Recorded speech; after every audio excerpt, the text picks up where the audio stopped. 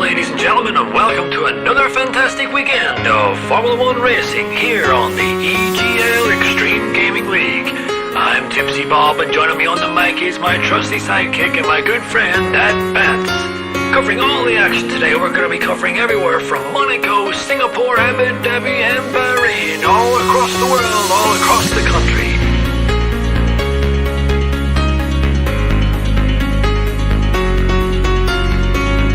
We have a full grid lined up, some of the best talent around the world.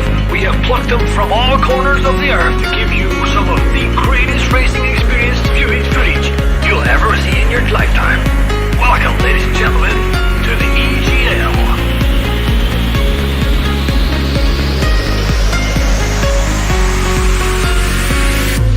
There we go, once all the cars are all lining up on the grid, they're all getting ready. The drivers will be focusing on their first corner. Are they going to take it? What are they going to do? Is it going to go deep? Are they going to go? Who knows? Let's take it out, away we go!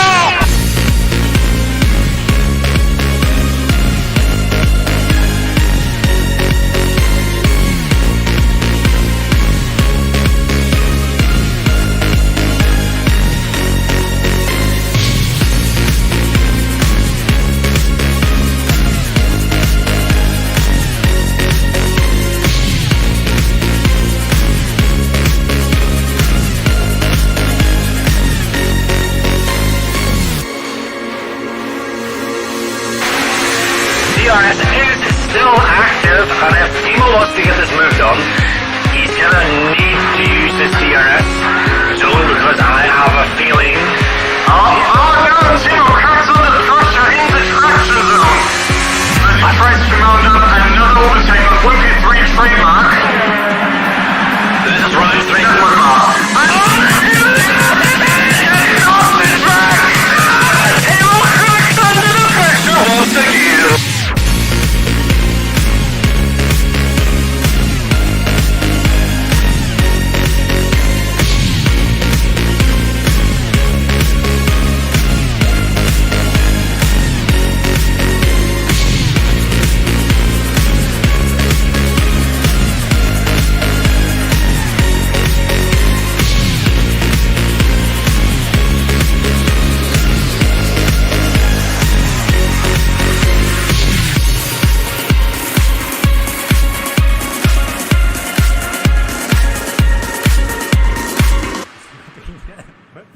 And Timo are oh, it's not pit. Oh no!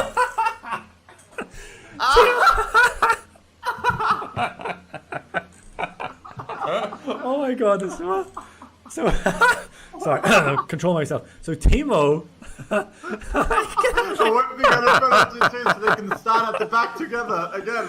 Just like Timo likes it. How many times? Did you see how many times Timo tried to get into the pit?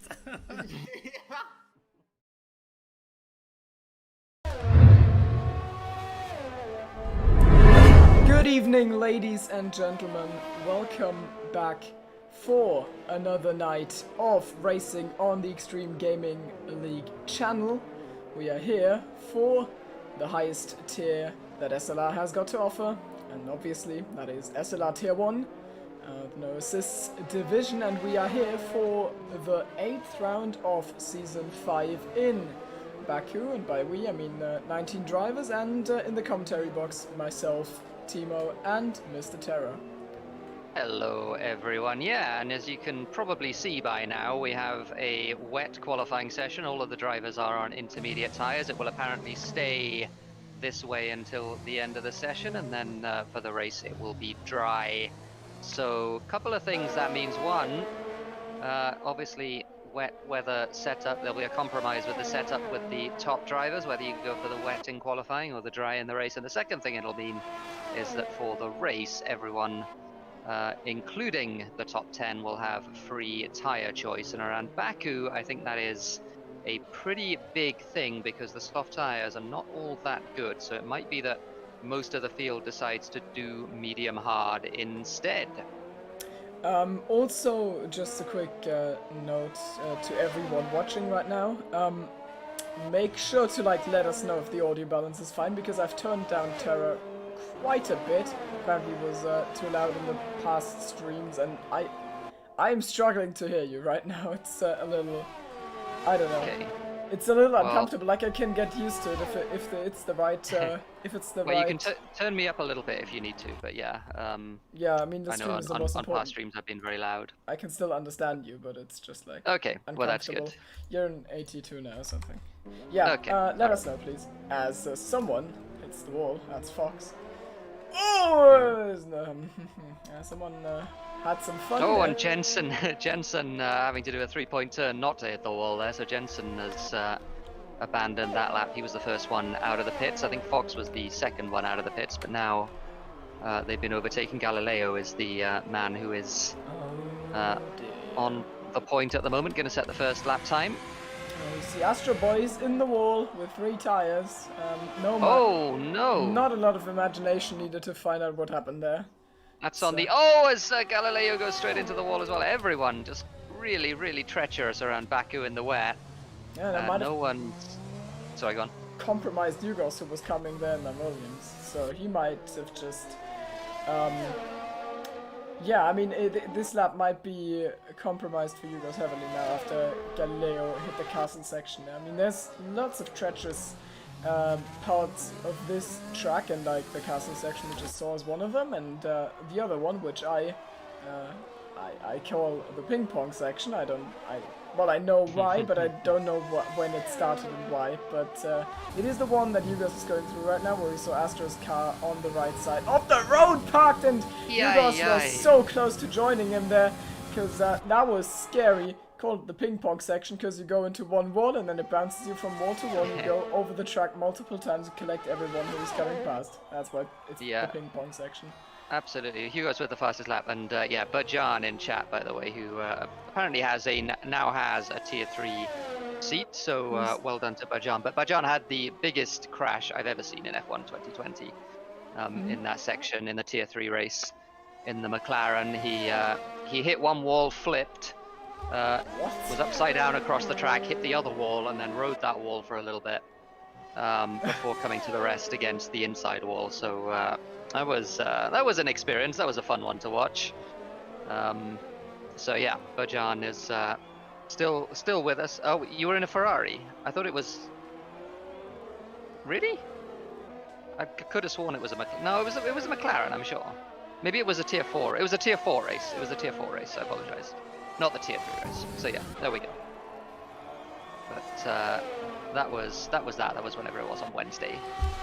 So that was a fun time. Wow has put it on pole for the time being. Justin crosses the line, does a 53.5. Pretorius crosses the line, and Danny with the fastest lap of the session so far, a 51.5, and that is quite a lot faster than everyone else. Yeah, he goes really well in the wet on this track. Yesterday, of course, it's out of the EGL network, but still worth a mention. We did rapid races, and league hosted by some idiot. That's how you might know it.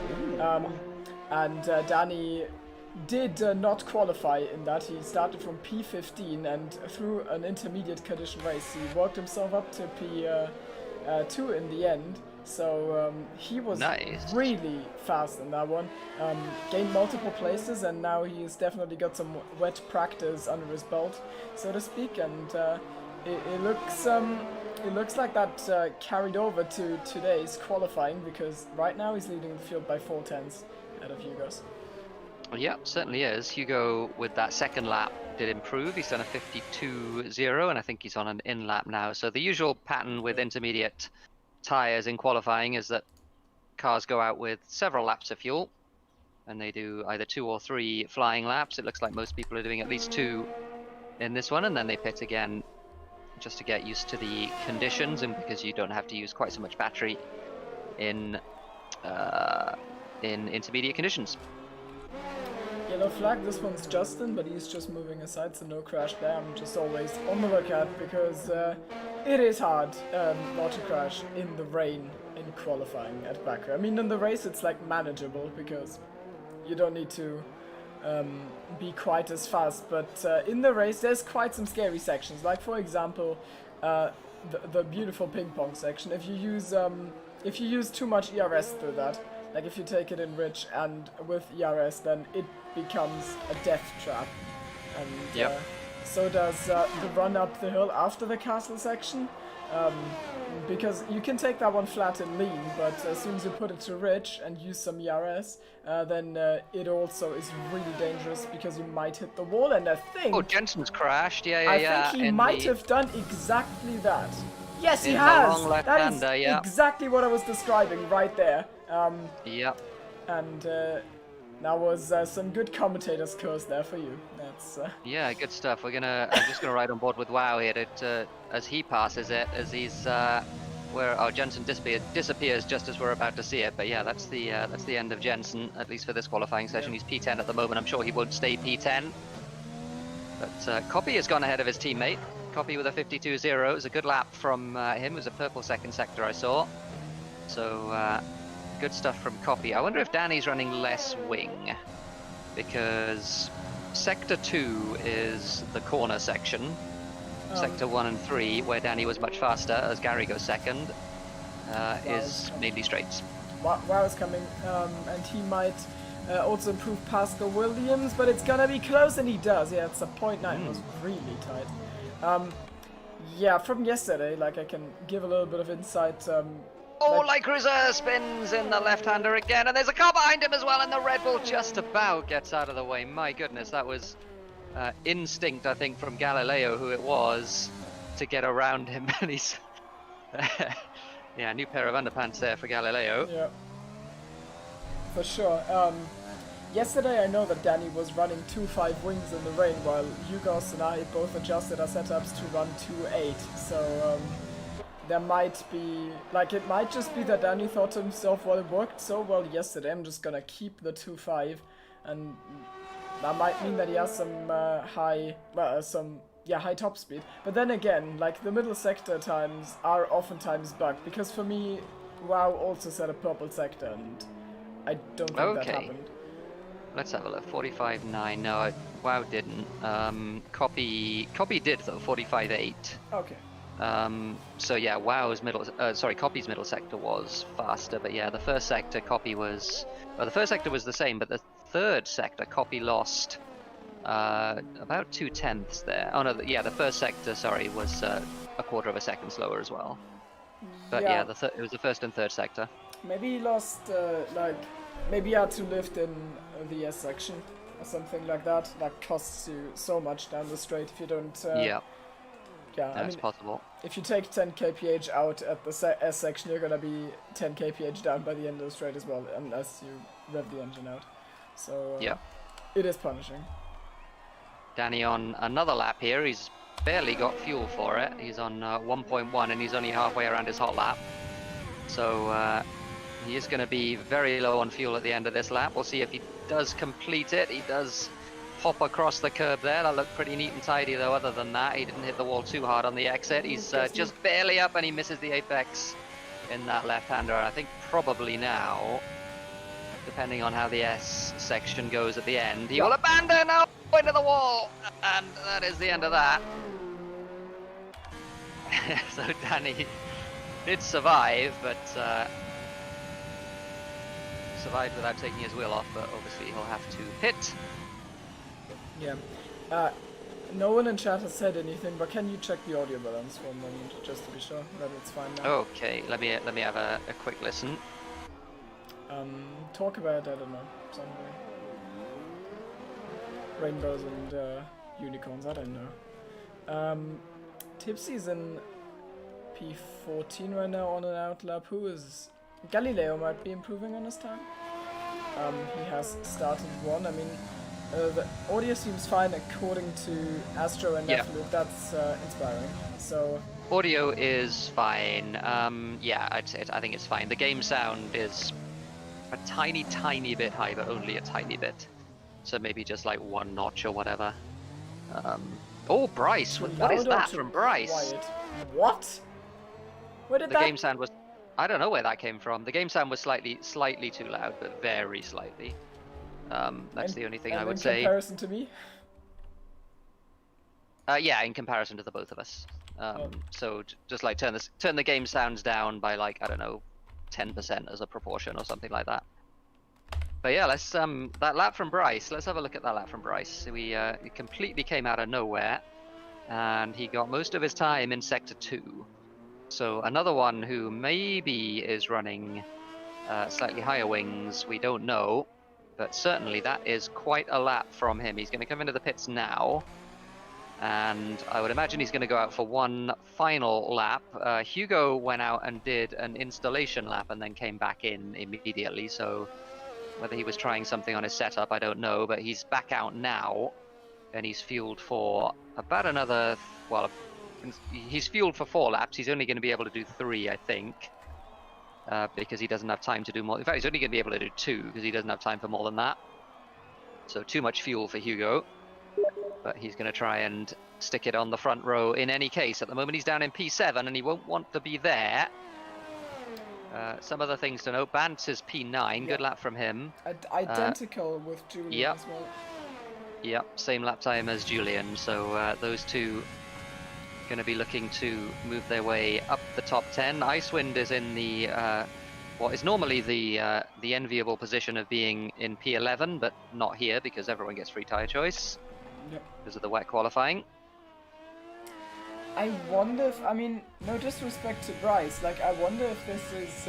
Oh, Bantz has crashed, by the way. Sorry, in the brake check corner, he went straight on into the tyre wall, so he'll have to pit. I wonder if Bryce is like actually like really quick now if the track is drying, but the fact that I don't see anyone else that looks like incredibly up the order, when I like, that would surprise me. I think this might actually just be Bryce, which is really impressive. I mean, he's got I think so too. last time, and I don't even think the track is particularly drying. It's certainly still raining. As NJJ looks like he might join us for the race, so he's slot number 20 if he is able to get in and his setup loaded and everything else. He quit Assetto Corsa. Nice. Man. Also, Astra, I am aware, I just, you know, I don't know how to turn, I don't want to turn Steam notifications on, just don't message me. It's, I'm already playing without Steam overlay just for this, which is a great pain. Anyway, so back to the relevant stuff, the qualifying section. Julian starting a lap now. Tipsy also, I think, finishing his lap. He was up on his time and he had a 53.1, so he goes P13. Hugo's just started his lap as well. What else have we got? Hugo's is up by almost 4 tenths. Okay, a couple of people starting to go on softs. Bant is going to have a go, I think, on the softs if he can get out of the pits in time, which he might not be able to. Flesh River are also going to try that too. Pretorius as well. Wow, with the fastest lap of the session, 51.0. Yeah, I think we might just be at a situation where the one who gets over the line last will probably like have the best shot at something. And now, well, probably like if he gets to do a second lap in a row, then he might still be able to improve. If not, then he might be in a bad position because everyone else still gets to do their laps and he doesn't. So I don't quite know how this is gonna go. Yeah, I don't know either. Several drivers going for the softs at the moment. Bantz and Pretorius also. Of course, the timing is bugged, so we don't... Oh, as Bantz almost hits... Wait, I think he did hit the wall. I don't know if he got any damage from that on the exit of turn 2. But certainly Bantz gonna try... The timing is bugged, so there's more time than it looks like on the clock. Oh, okay. Well, yeah. Just watching Bantz at the moment. He is very treacherous as we've lost Julian. As he has crashed in the brake check corner. Can you send Fox an invite? Because I can't. Can I send... Do I have Fox on? Let's have a look. I might not have him as a friend. No, I don't. Don't know what the best way to do this is. Bantz goes on the wall. Yeah, I am on invite only and I have Steam overlay off, so I don't think I can send invites. I can't. Well, someone needs to. Alright, well, I don't know if I can... Yeah, I don't know if I can post my Steam profile. I don't know how to do that, though. We had this issue last time, didn't we? It might have to be somebody else if they're not in my friends list. Copy the URL. Well... Okay. forehead. Copy is now in P2, just ahead of Yugos, who's also improved. So the Williamses are catching back up with WoW, but they are not going past him because he's still holding that provisional pole position. He's gonna be able to do one more lap, and that is starting now. The time at the session clock has ticked down now for me, but because of the timing bug, I guess. People still have more time. Bryce Evolution comes into the pits, which surely means the end of his session.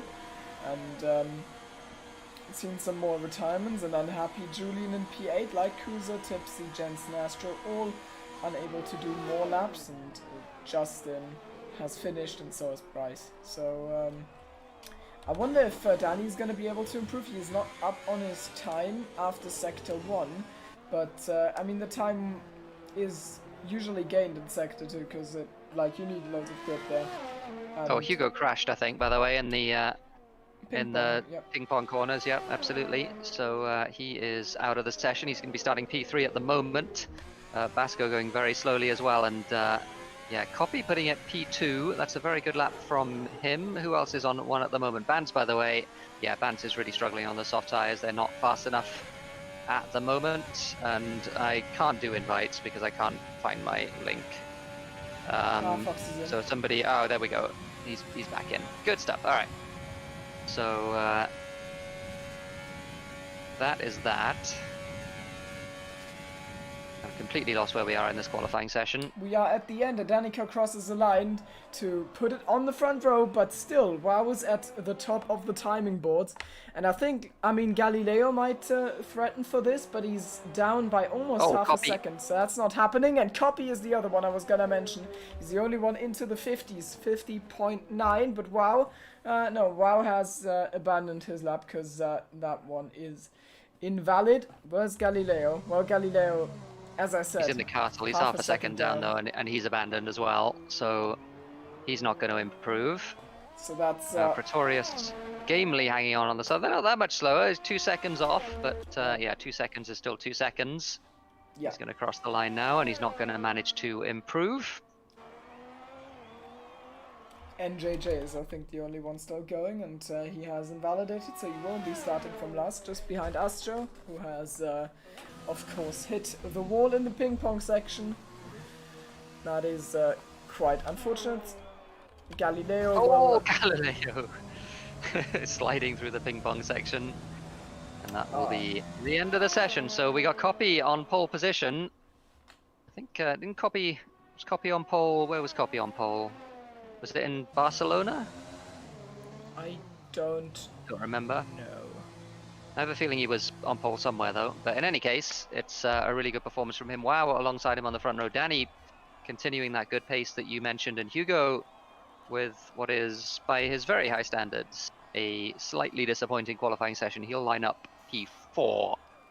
Bryce continuing a fantastic performance last week with another one this week, P5 in qualifying. Yeah, he's really been impressing me over the past weeks. He's really gotten to grips with this game, and now he's getting stronger and stronger and stronger. And he might be able to consistently get himself top of the midfield, or maybe even more if he is able to keep that improvement up. But for now, Yep.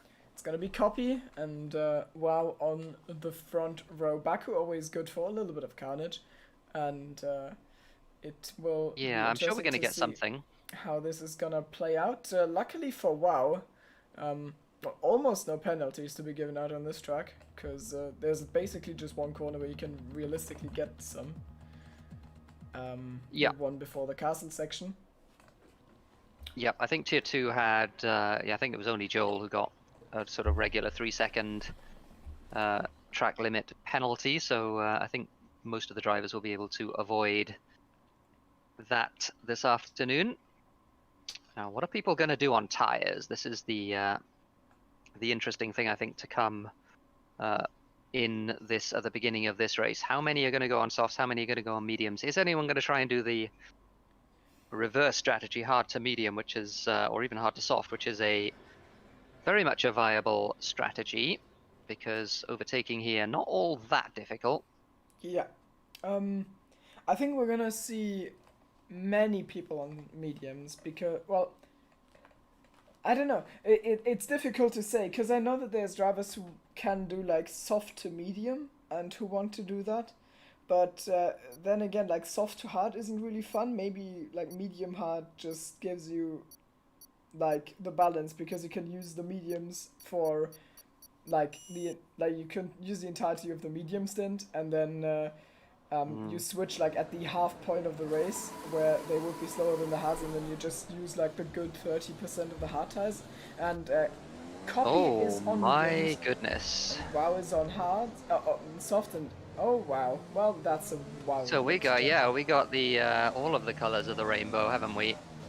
With the oh, Hugo selected mediums apparently, and he has been given hard tires. So Hugo, I shouldn't hurt him too much. It might be a slight disadvantage, but I imagine most of the front runners will be looking to go soft medium and conserve those tires. But Hugo with the slightly different situation. He's on the hard tires. The hard tires are quite slow, but of course he'll very comfortably be able to go to softs at the end of the race with them. And if he can hang in DRS, then yeah, just maybe. Yeah, he'll certainly have some work to do towards the end of the race. Undoubtedly going to be the one on the fastest tires, well, along with Julian, Jensen, Astro, and NJJ, who are also all on hards. And it's going to be interesting to see. Safety cars could completely throw this race upside down, and safety cars are also like not too unlikely. Yesterday in Tier 2, for example, we had that funny safety car lap 1, which led some drivers to make good decisions and others to make less good decisions. And we'll see how it works out today. I'm not trying to jinx anyone. Like, I'm not trying to say that this is Tier 1 and they're definitely not able to keep it out of the wall for one lap. So, like, I'm not summoning a safety car, but it's still bad. I think there's a pretty major possibility of a safety car. I think that's absolutely fair to say. Even with the best drivers that SLR has to offer, I think a safety car around Baku is always fairly likely, and certainly in a grid with 20 cars where everyone's on a mix of tire strategies, I think it's quite likely in this situation.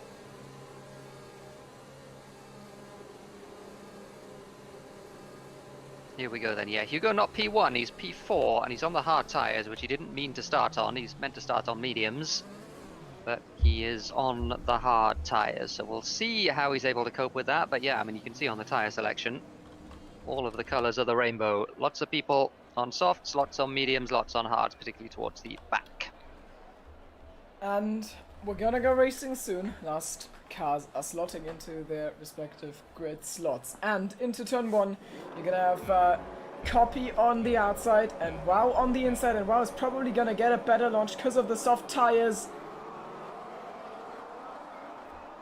And we go green in Azerbaijan. It's really difficult with that lighting bug, but I see that Wow's tire grip disadvantage certainly didn't help him off the line as he gets a little bit of a nudge from Copy there because he stuck his nose in late, so that compromises Wow, and he's put down into P3. And Yugos is getting swamped already. He's down to P6 and he's round. So absolutely terrible start for Yugos. He's ghosted and everyone's going through him, and now he's last on hard tires. This is this is worst case scenario. And Wow gets rear-ended from Gary. I think I saw some front wing flying for Gary.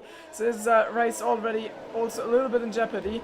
Justin and Pretorius are fighting, and apart from the Yugo spin, and I have no clue what happened there, it looked reasonably like clean. I don't know if I want to say what, it looked like it to me as well. A fantastic start from Gary, who launched himself 2 places up the grid on the run to turn 1, but since then, yeah, he's lost an end plate. He's lost the left front end plate on his wing, so he's going to be pretty badly compromised. Wow as well might well have damage from that turn 1 incident, but other than that, everyone keeping their nose clean. Hugo, of course, getting spun around, but I don't think Hugo, did he get damage? Let's have a look. I don't think so. The castles. Oh no, he certainly has damage now because he's crashed in the castle section, and Hugo's race goes from bad to worse. And halfway around lap 1, he is, well, he's reliant on a safety car now to get back into the race at all. We got a VSC, not a full safety car. So end of lap 1, this is the order. Copy leads Danny, Wow third, Gary fourth, Bryce with a good start in fifth, Galileo P6, and then Julian, Icewind, Light Cruiser, and Bance rounding out the top 10. And Legend in chat says, well, said before that, oh, don't lose a wheel. I mean, to come on, like to finish the race under safety, like with a safety car and still get towards the other drivers. Oh, Gary pits. You need your tires, you know. So Gary taking that opportunity, and he's probably going for hards till the end right now. I don't know if I want to endorse that strategy. It isn't as fast as you might think it is. Yeah, we tried that last night. We're racing again as Danny now all over the back of Copy. Wow has gone with them as well. Bryce is about a second behind, just on the edge of that DRS. So he's going to try and stay in there. So is Galileo and so is Julian, actually. They're all sort of relatively spaced out, about a second between them. Icewind 2 in P7. So we'll keep an eye on the front three, though, because that looks like it's where the action's going to be. Wow, very impatiently all over the back of Danny. Danny has to cover down the inside into the right-hander. And Wow just doesn't get enough of a drive out of that corner, but it is, of course, in the middle of the track, and usually you see the overtakes on the big main straight. Danny has a little bit of a flirt with the barrier there, but it all ends up being fine. At least I didn't see any damage. So it is, I mean, Danny's already really close to the limit. He knows one little slip up and Wow is going to come flying past.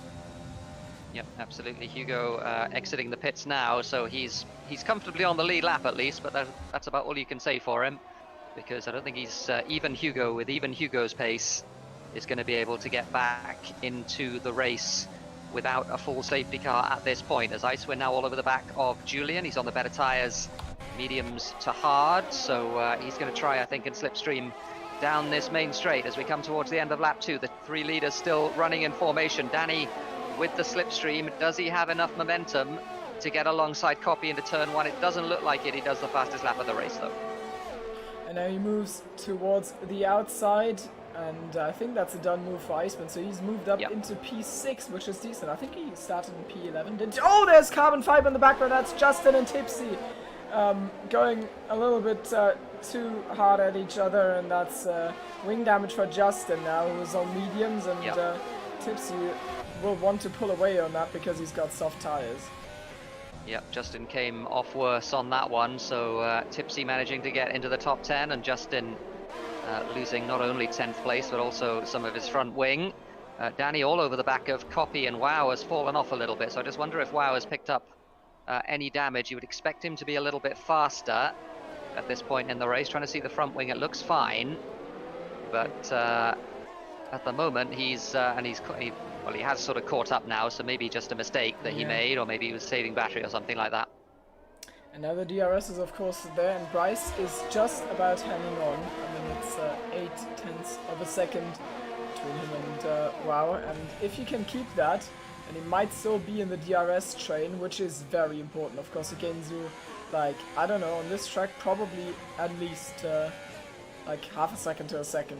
Yeah, I think it's half a second or thereabouts on the front straight rather, and maybe turn 2 to 3 is another 2/10. So yeah, absolutely, it's a lot of time that you gain. Danny, is he close enough? He's going to have that DRS, of course. Is he close enough to the back of Copy to take the lead into turn 1? I think he probably is if he really wants to go for it. Does he really want to go for it? That's the question. No, he does not. So he stays behind for now, maybe because I would have, I mean, it would have been a little bit of a risk that he didn't. Oh, Bance, what are you doing? Spins himself on the front wheel, on the rear wheel of Tipsy. Tipsy having to take the line. Bance keeping his nose in, and it was not a good idea. He does the spinala, and he's down to P16. Claire, say spinala.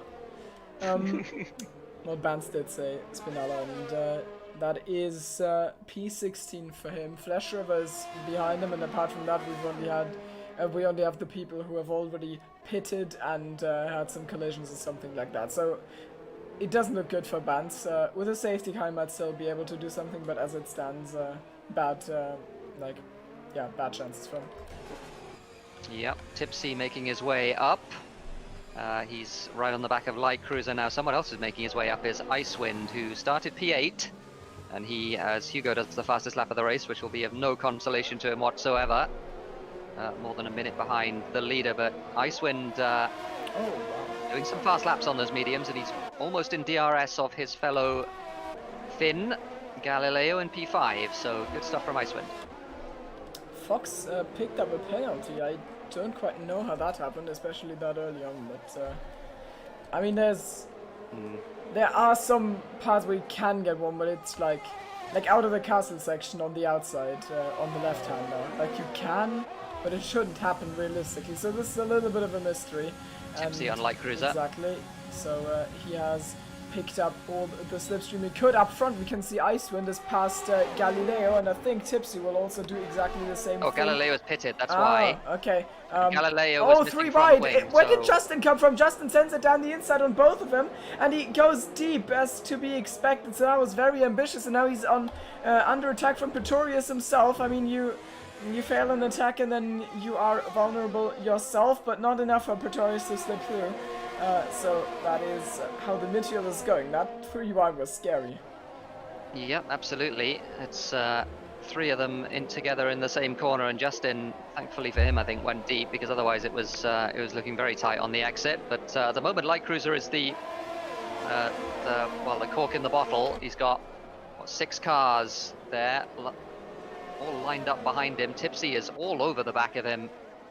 Light Cruiser with the advantage on the straight, but he doesn't have the advantage in the corners, and Tipsy wasn't quite brave enough there, didn't send it in quite the way he needed to in that right-hander, and Light Cruiser defends the position at least for the time being. But these guys all falling off the back of Julian, who's having a bit of a lonely race there on the hard tyres though, in P6, which is good from him. We'll Yes, keep an eye on this certainly little good battle position. group. Sorry, go on. Certainly well done from him so far to keep himself there, and he's got so many people behind him that are all on softer tires, so he should be absolutely falling like a stone. The fact that he's not is really impressive, and he might be rewarded for that at the end of the race when he himself gets to do a medium or soft stint. And the front 3 coming up now, and they're all very close together now into turn 1. Danny having a look up the inside, and wow, holds position behind them as well. Bryce, Evolution and Icewind go into turn 1 together. Icewind still making up time on that lead group. So Icewind has genuine pace in that Alfa Romeo. Tipsy on Light Cruiser. Tipsy goes a little bit deep. Light Cruiser on the inside now for turn 2. Oh, they made contact on the straight. What is going on there? And I think now that it took so much speed out of Light Cruiser that Tipsy was able to swing it around the outside. I think that contact not occurred, they would have been fine. But this way, Tipsy picks up the DRS, and now Light Cruiser is an absolute sitting duck to Pretorius, who wants to use this one chance he's been presented there after Light Cruiser's failed attempt at getting back at Tipsy. And I think he can defend for now, even though that wiggle on the traction was hard. And for the lead, we've got Copy and Danica running side by side. There's not enough space for 2 cars there, and they stop running side by side before the castle section. But Danny has taken the lead off of Copy, so I did not expect that to happen at that portion of the track. So we caught the tail end of that one, but several things all happening at the same time there. That the fighting between the lead group has also meant that Bryce, Evolution and Icewind Light Cruiser's dropping. What's happened? He is down to P11 somehow. Maybe missing got front tangled wing. up. Yeah, he's missing front wing. He must have crashed, and he's understeering badly in the left-hander there. So Light Cruiser is going to lose all of those positions. I think he's going to have to pit. But further up front, Bryce, Evolution and Icewind getting onto the back of that lead group. Don't know if Bryce has DRS. He does not, by the looks of it. So that's going to be something that Icewind maybe can overtake here.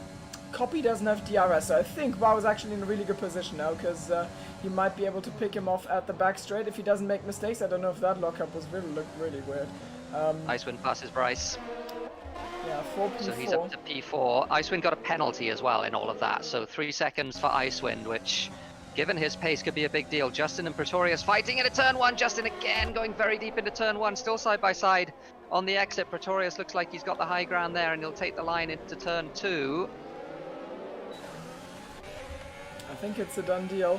No ERS left for Justin to catch back up, or is there? I mean, he's absolutely out of battery now. He's gonna still try and swing it round the outside. Pretorius goes really deep and squeezes Justin, and that doesn't end very well for Pretorius or Justin. I mean, both just got rid of their front wings and both lost loads of time in that. That's gonna be a discussion for the FIA, I'm sure. Yep, absolutely. Pretorius was on the inside there. He did have the line, and he could take it, but it's always risky, particularly when there's a wall there on the outside, to not leave the other car space, and Justin was still there. And that meant, unfortunately for Pretorius, that he got spun around and he lost most of his front wing. Okay, Icewind just let Bryce pass. Why did he do that? I don't know. Or DRS, maybe. I guess, but okay. I mean, I don't know. It doesn't really make sense. Yeah, I don't know. That's the best answer I can give. Yeah, I wouldn't be able to come up with anything else either. I think Wow would probably be pitting either this lap or the next one. Yeah, it's this one. Yeah, he's pitting this time. I mean, he fell off the back of Copy a little bit at the end, and I think he'll be kicking himself a little bit for that strategy decision, because with the softs he needed to find his way past the medium runners at the start of the race, but instead of gaining a position, he lost one. So yeah, now he has right. some work to do if he wants to win this race. But he's Vasco not got and a Fox penalty down yet. the front straight. Yeah, he doesn't have a penalty. That's lap 8, and Wow doesn't have a penalty, which is good news. Wow goes really on the hards. I am really mean. I feel Oh, really Icewind pitted as well, so he's gone medium hard, so he's going obviously to the end of the race on those hards, but just wonder why pitting so early. That seems quite early to pit for the hard tyres, but maybe they're the tyres that he feels most comfortable on. Danny, meanwhile, stretching his legs up front now, copy out of DRS. Never mind. I thought Jens was just sending one on Wow, but it was the other way around actually. As Wow goes a little bit deep, I mean, they're certainly doing some they're doing some... How does language work? Okay. They're doing some Dominic team is faster than you. Yeah, absolutely. Exactly. I was gonna say inter-team communication, but doesn't it mean intra? I'm just absolutely okay. It's oh well, we'll figure it out. Oh, Bance almost. Well, he went down the inside of Pretorius, but went too deep. And Bance is Bance is not having a particularly fun time at the moment. He's really struggling to keep it out of the walls. At least he's found another driver, but he's still locking up like a maniac. Yeah, absolutely. So yeah, Pretorius obviously pitting for a new front wing on the hard tyres, which he had to do, so did Justin, but they've both effectively been knocked out of contention now, and that means that Tipsy is all the way up in P5. I would imagine he'll pit either this lap or next lap to put the hard tyres onto the end of the race. Looks like he's pitting this time. Fox behind him stays out, so Fox going to go another lap on the softs. Meanwhile, up front, the gap now 2 seconds between Danny and Copy, and Danny has a lot of pace on those medium tyres, and certainly Copy unable to live with him at the moment. Yeah, I mean, it's really impressive stuff from Danny. I mean, to clear someone out of your DRS at Baku is a challenge in and of itself, but he had to, like, fend off Wow first of all, and then he needed to make that move, which I did absolutely not see coming, so he didn't even make it in a conventional place of the track. He just sent it at... Oh, Danny lost some front wing! I think. Oh no. I saw some red carbon fiber there. Yeah. Right end plate has gone. So Danny making a crucial mistake. That is a bad time to make that mistake. And he's going to have to change that front wing, I would have thought, as he hops across the chicane at brake check corner, or the turn at brake check corner. I like how you've started using that too now. It's, I think it's pretty good. Yeah, they should just... I'm gonna write a Discord TM to Helman Tilke. That's how that works, right? Icewind. Oh, three more for Icewind. Yeah, 6 seconds now for Icewind. Yeah, the left-hander after the castle section. I think Astro Boy is also being caught out there. He chopped across that corner. The left-hander, the brake check corner. Site of the world's first brake check without actually using the brake. But you know. Engine brake, okay? You know nothing about cars, okay? So Danny leading by 1.3 seconds now up front, so he's obviously suffering a little bit with that front wing, but not too much. Fox pits on the soft tyres. What tyres he's putting on the mediums, is he? He is. So soft medium for Fox. And I imagine he's going to try and get to the end of the race on those medium tyres. Icewind has retired. Is he retired in the pit? Did he get some damage there? He might have got some damage, and yeah, he retires in the pit. So that was looking really promising for Icewind for a while, but unfortunately that is the end of his race. Yeah, I did not see that coming. Maybe it's just like the combination of possible damage and then the 6 seconds of penalties 10 laps into the race. That's caught. Oh god. As caught out is Fox. And yeah, Flesh River finding his way past. Flesh River yet to pick. Copy now in DRS of Danny, so by the looks of it, he is going to be all over the back of that Ferrari very soon indeed. Ferrari, I would imagine not. Wait, Fox is sending one back on Flesh River, and he gets a penalty. He got a penalty for it, but got away with it now. Is Danny going to... I imagine Danny's going to pit here, because he knows that Copy is going to be coming past soon. He's not going to pit, so that tells me a couple of things. One, that the damage isn't that bad, and two, that maybe he's looking to stretch those tyres and go onto the softs rather than go onto the hards. I would imagine possible. that... Yeah. I would imagine that might well be the case as Jensen gets the pass done on Basco. Jensen, of course, coming through from the back of the grid after his qualifying escapades. And there's a fight on the front straight, of course, between Gary and Astra, I think. That is a done move as well. Galileo to be seen in the close, background, and that was it was dicey close. in the wall, yeah. And Astra is not coming back at him. I thought he was going to, but yeah, it doesn't look not quite close enough. Having a look, but yeah, that would be an unwise move, I would suggest, down the inside into there. No reason to do that this early in the race. And what's the issue with that? Just let them race. They're doing a great job of killing that Bans, honestly. Oh, somebody's crashed in the castle set. Who is that? Is that just... Bryce, it's not Justin, that's the other. Bryce. Oh, it's Bryce! No, from P3. Bryce has put it in the wall in the castle section. We have a safety car, a full safety car, and with that crash from Bryce. I was gonna say, if there's a safety car, like basically now, then Jensen is in an amazing position because he gets to serve as one penalty that he's got. Pit stop, and he's in P6. I guess. Well, yeah, because he can go to the end on mediums now. Yeah, he's in an okay. I mean, he's not. I wouldn't call it an amazing position. Everyone else obviously is going to pit. I would imagine that the front two are both going to pit for hards, because yeah, this is the sort of thing that does completely upend that strategy decision, the medium soft to medium hard. But Danny going to go for the hards. Well, the reason I'm saying it is because he's in P6. I don't think he will drop further down than Fox in P11 because there's a huge gap of like 13.5 seconds. So he'll probably like stay ahead of him. And does he even... Okay, yeah, he does pit. So like he's gonna slot into that, and then everyone who doesn't pit is gonna be on hards, and he's gonna be in medium. So that's why I said amazing. It might be a little bit of an overstatement, but yeah, I mean, he's gonna lose a lot of track position, I think. I don't think so. I mean, he's gonna be ahead of Fox, I think. I guess, yeah. So yeah, he's gonna be there or thereabouts then, yeah. And yeah, Fox, he is gonna come out ahead of. Yeah, so he's in a pretty good position. Julian as well. Yeah. Starting on the hards has certainly paid off for him. He's gone to the mediums, and he's going to go to the end of the race now. The two leaders, or the two people who were the two leaders, Copy and Danny. I think Danny got held in the pits because Vance had pitted half a lap ago. Andy had wing damage as well. But I'm pretty sure he got a slow pit stop because Vance, the crew were recovering from Vance, who's been into the pits twice so far in this race for new front wings. Can we please just get realistic double stacks, please? Thank you. Would be nice, wouldn't it? But yeah, Copy leads, and Wow has come back obviously in between those two, but he does have the tyre disadvantage now.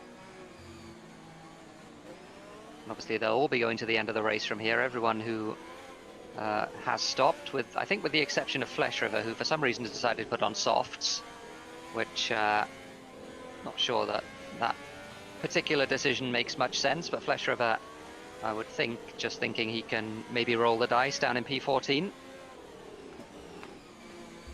Which does make sense, indeed. So yeah, it's an interesting one, isn't it? So everyone on fresh tyres, with the exception of Wow, who's on 3-lap old hards, Tipsy, who's on 2-lap old hards, and Fox, who's on 1-lap old mediums.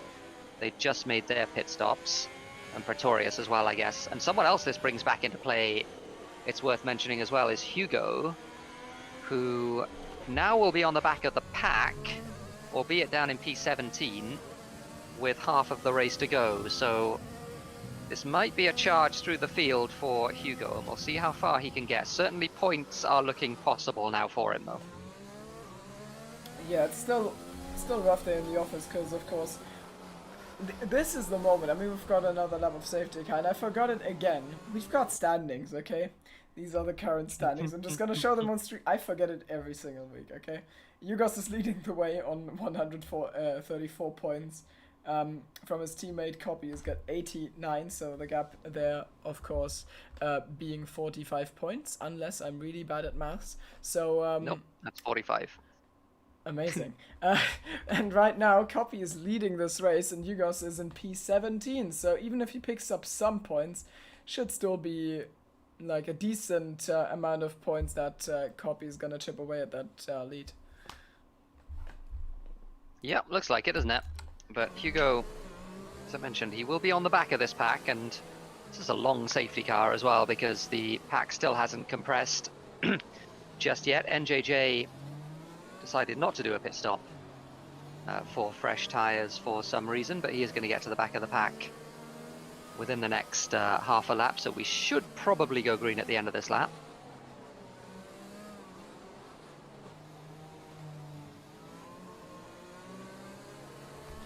So yeah, that's where we are, certainly in terms of the standings. Copy in a very good position. He's driven a pretty sensible race so far. He's just been trailing Danny by a little bit, forcing the mistake. Certainly Danny looked fairly comfortable, but he was obviously pushing hard enough to make a mistake in the castle section, and when you do that,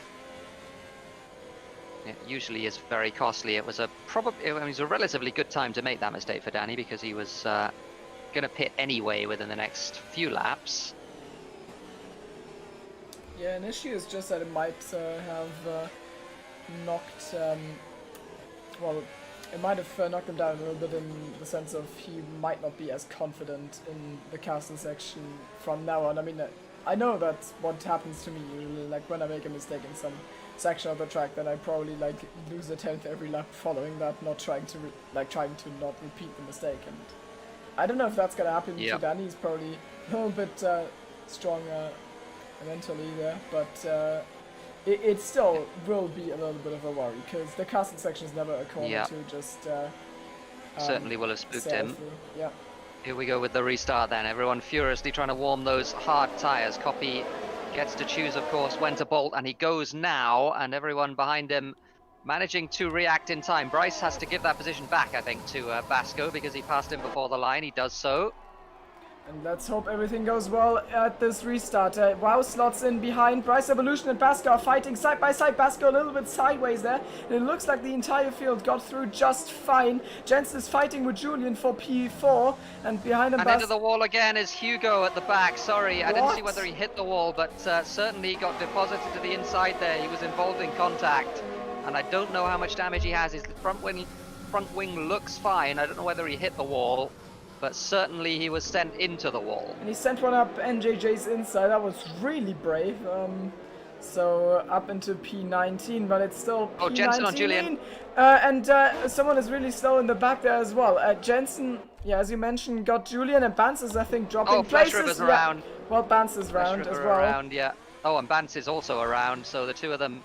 oh, no, yeah, it was Bance, sorry. It was Flesh River getting through there, but Bance goes around, not for the first time this afternoon, so he's having a difficult afternoon here in Baku. Copy, meanwhile, making a break from Wow, and he's going to try and use that tyre advantage as we've lost Astro Boys. I'm going to try and get Astro Boys back in, because I'm pretty sure I do have him on Steam.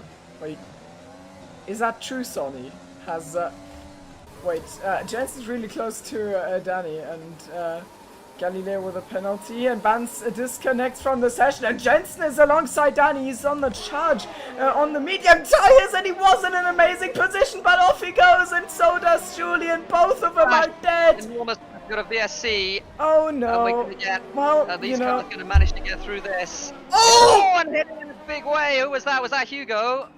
Was it Hugo? I think his front wing looks a little weird on the left side. Oh, Maybe it's just a rendering goodness. issue.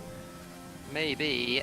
It's a rendering issue. He's fine. Okay. Well, no one. He certainly hit somebody hit the car that was stopped very hard indeed on the exit of the ping pong section.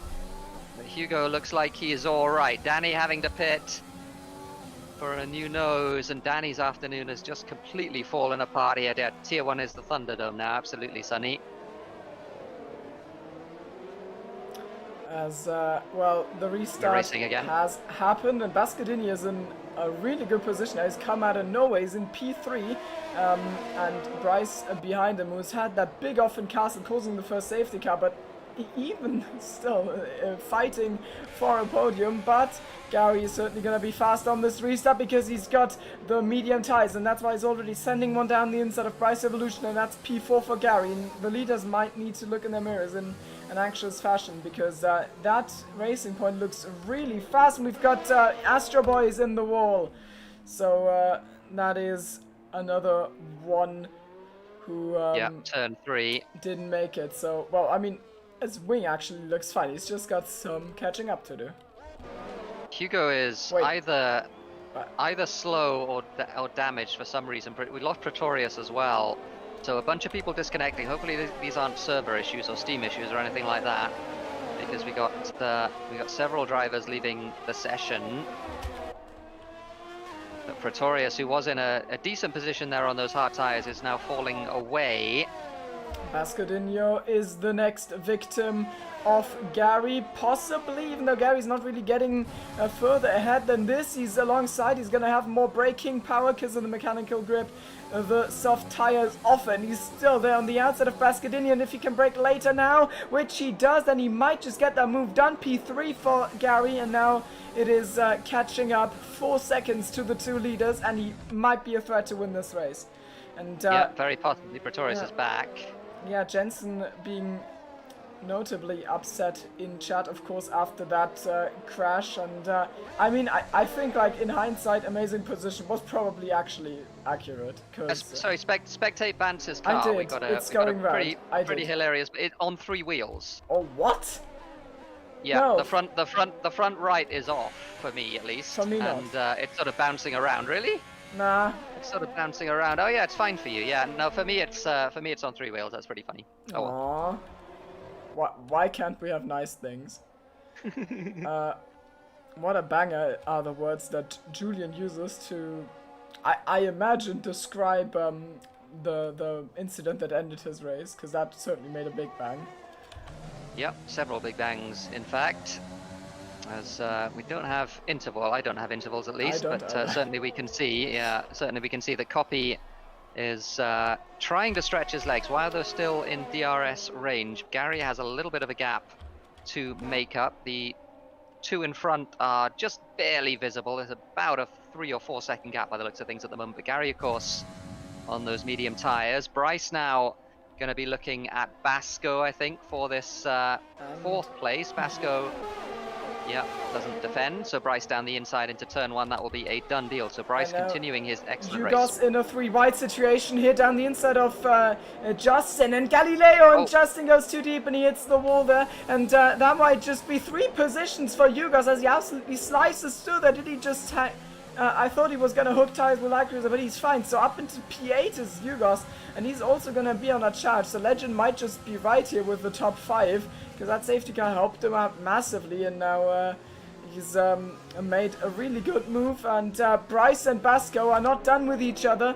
So Basco is still defending this one for P4, which would be a highest finish of the season for him, I'm sure. And now, yeah, Bryce got that. Bryce got overtaken again somewhere by Basco. Didn't see exactly where, but certainly Basco fighting that one for all he's worth. And yeah, that's a big gaggle now. There's lots and lots of cars. 4th all the way down to 12th are pretty much line astern there. with Basco and Bryce fighting and holding everyone else up, and Hugo is in that group too, so certainly he is losing time in that group. He's 9 seconds off the leader at the moment, which is a tall order by itself, but we know how fast he is, and we know that he does have the tyre advantage as well, so we'll see what he's able to do. And also another driver who I've not really mentioned this race, but is in a great position, or in a decent position, is Tipsy. He's got himself into the top 10. He of course had that brilliant race last week. In comparison, this race doesn't look too good, but he's still on for points. But he's got some raging cars up his rear, and the one right now we are riding on board with is Yugos, who's making an easy pass there, and Astro has done a qualifying. Astro has crashed. Yep, he's oh, crashed never in the mind. car section. We have a safety car, another safety car. One, and into the pit diving lane. into the pits, That's, yeah, Galileo. Yeah, instantly.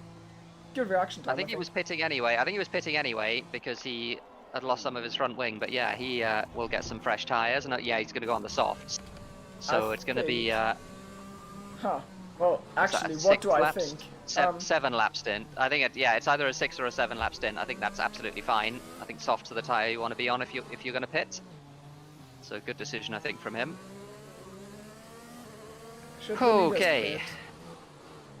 Should the leaders pit? No, I think you lose too much track position. I think if you pit, then you drop to... If no one else pits, you drop to 11th.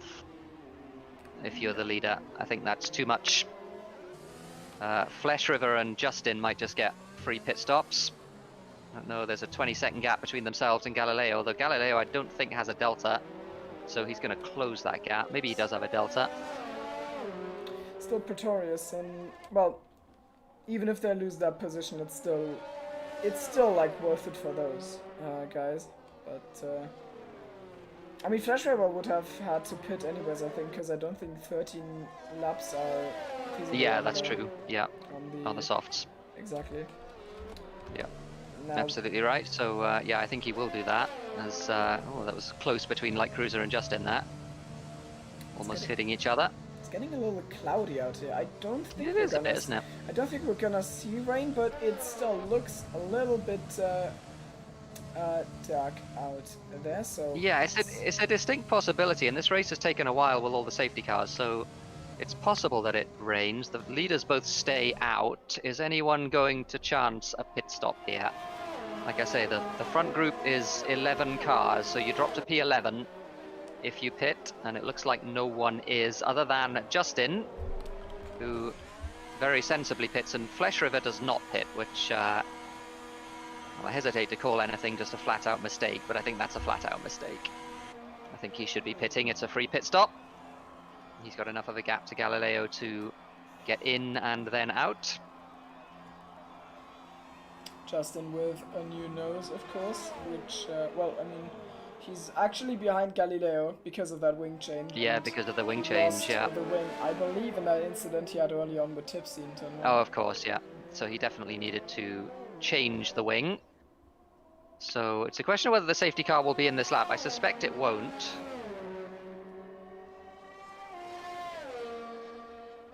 Oh, the AI pitted Astro Boys for his used hard tyres when he disconnected. That's a good one. Oh dear. So it's going to either be a 6-lap or a 7-lap sprint. Who is in the best position? Well, Gary is in a very good position, especially with the lessened tyre wear he's going to get from this safety car period, because those mediums would otherwise have been not struggling, but certainly suffering a little bit compared to the hards of the same age. But now I think they're going to be not too bad at all, and the same is true of Hugo and of Light Cruiser. And Galileo and Justin are going to be on those fresh soft tyres trying to come through the field. It's going to be a very interesting last few laps of this race.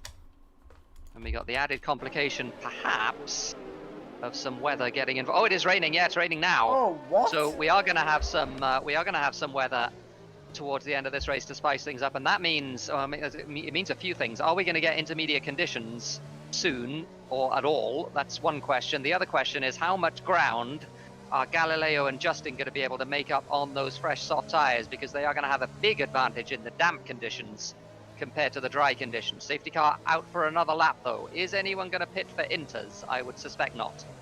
Yeah, I don't think that is worth it.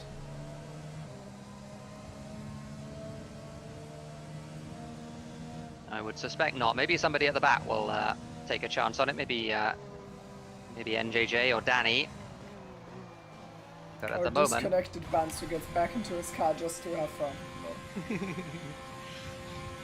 he's still on 3 wheels for me. Pretty funny.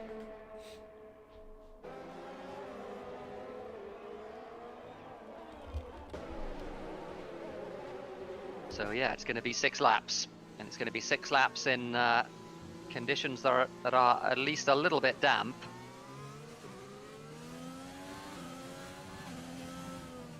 And yeah, I was going to say just before I think I saw that it was actually raining, that given how long this race has been with the safety cars, it might be that the duration has been sort of exceeded already, as it were, with the the 6 little icons that give you the weather. Like maybe we've already passed that, and maybe we're into something different now. And it looks like that was indeed the case, because I don't think anyone was expecting rain.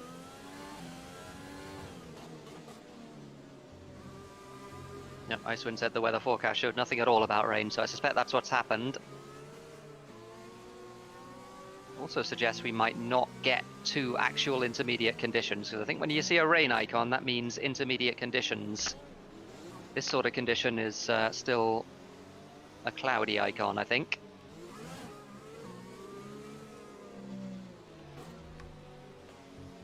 Certainly difficult to tell. I mean, yeah, it's just the race has gone on so long with the safety cars that maybe like we're halfway into the 6th weather slot or something, and I didn't think this was or 7th. Is it 7 or 6? It's 6, yeah. So it would be into the 6th, and yeah, we still got 6 laps to go, so plenty of time for more shenanigans here. Safety car in this lap. We got about another 10 minutes of this race, a little bit more maybe. I mean, there's been absolute chaos to this point, and of course, well, I mean, absolute chaos is a little bit of an overstatement, but there's been some incidents which I did not see coming, and now we're gonna have a sprint to the finish line. We've got Copy in P1 leading this race from well. We've got Gary on better tyres on mediums, Basco and Bryce trying to hold their positions as good as they can on the inferior tyre, and then Fox and the championship leader Hugos in P6 and 7 behind them. And the question is, how is all of this gonna play out? And I think Copy has gone, so that's his safety car restart. He's gonna keep that position easily. And careful, Hugo! Hugo passed him before the line. Is he allowed to do that? That's the question. He passed Fox before the line, so we'll see if that's a penalty or not. He might have had to give that position back. Oh, 3 wide behind, all sorts of fun and games happening, and they're not going to get through there. Oh, there they are. Good driving from everyone. Wheel to wheel are Gary and Wow. Gary already taking his shot with the medium tires. Is going to brake alongside. Wow goes a little bit deeper into the corner, so Gary gives him enough racing room there, and I might just lead. Well, okay, never mind. Wow pulls out, so Wow down into P3, and Gary is actually in prime position to win this race, and I think it would be his first race win. Correct me if I'm wrong. Yeah, it certainly would be. Pretorius and Justin are, well, one was inside the other there a moment ago. Justin has managed to get that position. Justin making his way through on tyres that are much better in these conditions. Hugo covering the inside from Justin, and he's having to defend rather than attack here, and there's a big check up there as Light Cruiser gets in the way of Fox. Hugo alongside into the castle section, but of course you can't run too wide through there. So through they go. Gary now right on the back of Copy though. I'm going to keep an eye on this little gaggle behind. Hugo pulls out and tries to have a look at Fox. They're going to be side by side through the left-hander. That is dicey in these conditions. Justin all over the back as well. Fantastic racing. He cannot send it side by side. Oh, Pretorius going for a move and then disconnecting instantly, so that didn't work. Galileo is now in P10, and Justin overtakes Galileo's teammate. I think Galileo's got a massive run on them now, so he might just be able to pick up 2, though he has to lift. But for the lead in the meantime goes Gary on Copy. And I think that's going to be a move easily. Thus, tyre advantage just really served him well. So Copy down to P2. And Hugos still not really getting past Light Cruiser. Justin drops. What happened? Yeah, Justin ran out of ERS is what happened on that lap. He used his full allocation for the lap, so he was an absolute sitting duck there on the straight. He's going to be much faster now, of course. Still no DRS, but he does have the battery that he can use along with the better run down the back straight. And Justin really needs to get this move done here down the inside of Fox into turn 3. And it looks like he's going to be able to do it on the superior tyres. So Hugo has managed to make a break there into the back. That's Tipsy into the wall. Didn't see if he got help, but certainly he went straight into the wall, and that is the end of his race. He retires with 5 laps to go. It was a good performance up till that point, but not this time for Tipsy. I'm just gonna say it again. Steam messaging me for invites is useless because I can't invite anyone on invite only without Steam overlay, so please stop. I don't know if that's what I'm being messaged about, but I just see messages popping up. Hugo is very fast. He's already on the back of Bryce. Justin is also very fast. He's catching very quickly, and he's got 3 seconds already over Fox, who he passed at the beginning of this lap, remember. Hugo in P7 all over the back of Bryce. Not able to make a move there. Meanwhile, Gary looks like he's going to run and hide. It looks like his race to lose from here unless something incredible happens. Justin, though, on the back of this group, how far can he go? This could be a very good result for Justin. Hugo's was absolutely... Yeah, I mean, he did what Jensen wanted to do, but it didn't work for Jensen because he wasn't alongside enough, and Danny got too close for comfort, so it went bad for them, but it went well for Hugo. So he's up into P6. Light Cruiser now 4th, and I wonder if he's even going to be able to threaten WoW for the last podium position. Those tires are gonna be fast, but then the gap is decent, and WoW is a quick driver, so let's see. And Hugo right on the back of Basco Dino now for the top 5 position. Legend. And Justin on the back of both of them as Legend. Yeah, Legend's pretty happy with that. The prediction there, but Hugo not close enough this time. Everyone has DRS. And when everyone has DRS, no one has DRS. Hugo not able to get alongside. Justin having a look on the outside of Hugo. Just got to be a bit more patient than that, Justin. Galileo and Fox, the 2 Red Bulls, fighting as well into that right-hander and a crash between them. The Red Bulls! Red Bulls colliding. Galileo, Baku. just pushing Fox in there. Yeah, Red Bulls colliding at Baku. Oh, NJJ, there's no room there. There's no room. Squeezed onto the curb. Galileo is now 10th. Danny somehow made his way past his mayhem, and he's in P9. Still disappointing after how his qualifying went and how his race started. And Hugos has got Justin behind himself and Basco ahead of himself. It should be, just from tire grip, those 3 should be they should be reversed. And I think Hugos is making his... Never mind, I thought he was going to do his... Yeah, he decided not to. Yeah, he wants DRS. Justin trying to go around the outside of Hugo. Can he make this stick? He's been pushed right to the outside. As Hugo just barely leaves room there on the inside, and he does manage to stay ahead. But my goodness, this is... well, for the second race that I've commentated on in a row in EGL, it's weather-induced chaos right at the end. Because we had some at Monaco in 2 SRL, and we've got some here today. Hugo down the inside of Basco for P5. Justin down the inside of Basco.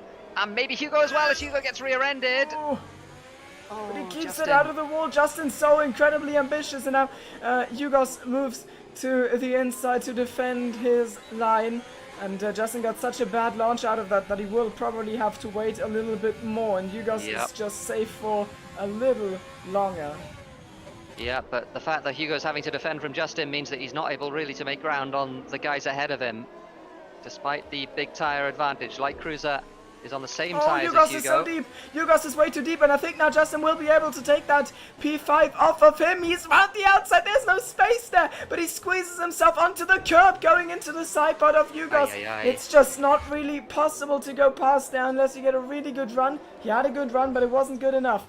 Fox disconnects again. I think it's probably like just guys who want to get invites from me, but it's sad. I cannot invite people, so it's a shame. We'll have to look at invite only and friends only for the future. Yellow flags, and I think that's NJJ.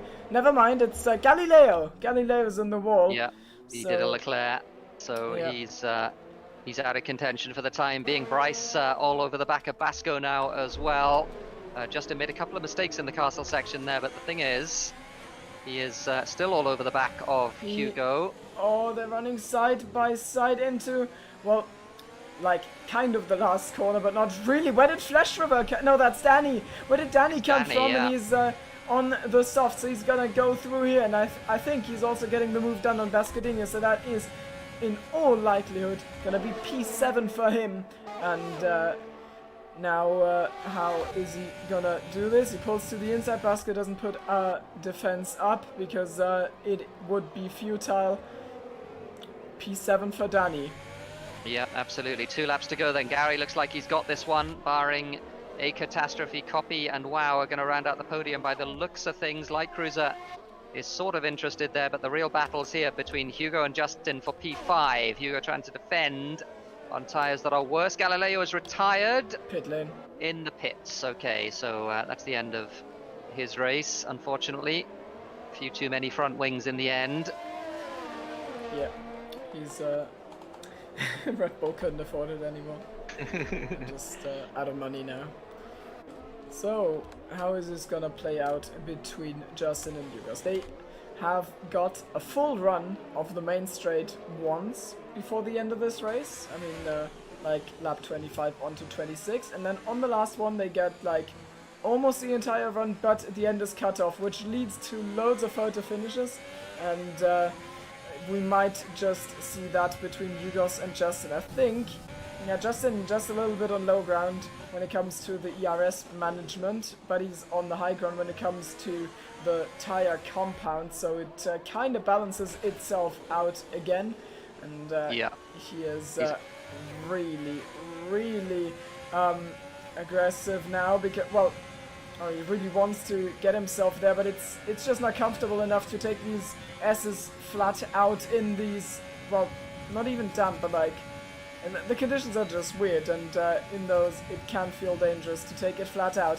And now Justin uses all of that battery on this straight. He might just go for this. He actually sends it down the inside. Does he get enough space? They bump wheels. Yugos keeps it out of the wall onto the curb, and I think he's no, they actually are even on ERS now. So Justin is really fast, but he doesn't find a way past, and this is the last lap, and he will have to do it on the main straight, I think, unless something unlikely happens here. I think Yugos broke relatively late, but he gets back onto the usual racing line. So well defended from him. Misses another apex. He's struggling because those tires really want to go, and these raindrops are really making it hard for the tires to grip. And now if Justin doesn't get a perfect run out of that corner, I think he might be safe for another one. Justin goes for the outside. That is not viable. You can't do that. And on the back of this group now is Danny, who's been making hay on those soft tyres. He's got the same tyres as Justin has, just a lap older.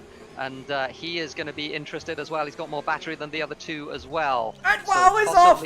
But not quite, but he loses the podium position on the last lap to Light Cruiser. And Bascadinha retires. Basco crashed. What is... Yeah.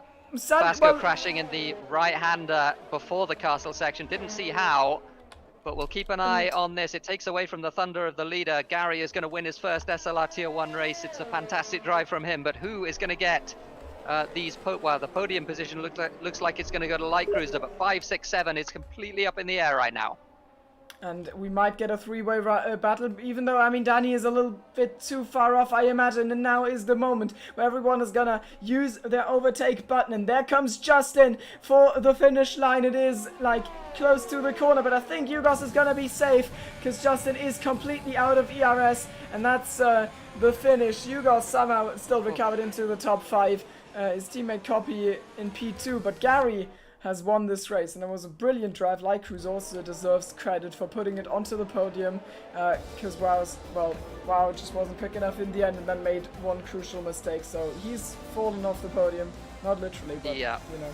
Well, Wow with the tyres, he had older tyres even than Copy did on those hards, so he was really struggling. Yeah, fantastic drive from Light Cruiser to get himself onto the podium in P3. But yeah, Gary with his first race win. It has been I don't want to say a while coming. It hasn't really been a while coming, but he's been knocking on the door of it for a little while.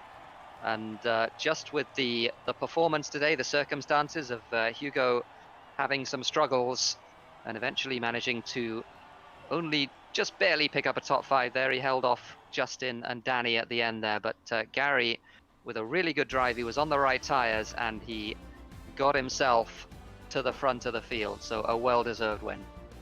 Yeah, it was. That was a really good drive. I mean, when everyone else around you makes mistakes, and I mean, it doesn't even have to be like an obvious mistake. It can just be like a difference in strategy, and then you have to be there. You have to make the right calls, and you have to be able to put it together for 26 laps at Baku without hitting the wall, without getting into unnecessary incidents, outbreaking yourself, those kind of things. They happen really. I mean, they happen really easily, and they didn't happen to Gary when it counted, and that's why he wins here. And I would also use that as my speech for driver of the day. I think it's well deserved. Yep, I think so too. I think Gary, like Cruiser, also an honourable mention for driver of the day. He had a very, very good race indeed.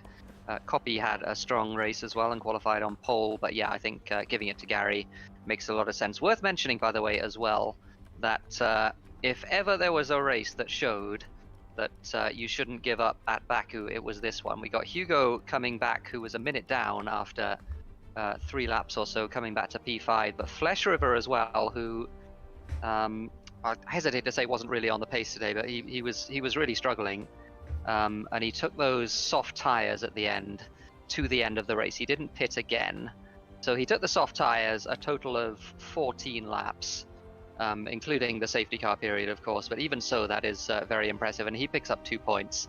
And NJJ as well, who qualified right at the back of the grid, who was struggling for most of the race in the back end of the field. He made 5 pit stops, did NJJ, and he gets a point as the last car on the lead lap. So yeah, you shouldn't give up at Baku, folks.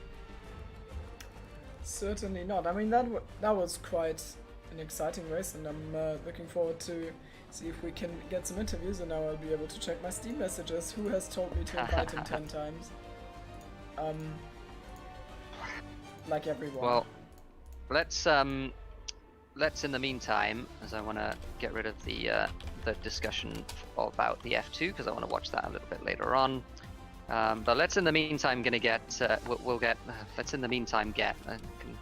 work out how English works. Let's in the meantime get Justin into the commentary box with us to talk about that race. And it was just Hugo, wasn't it, at the end there? Just couldn't quite get past Hugo. You had such a big tire advantage though, and you must have thought you were in such a good position.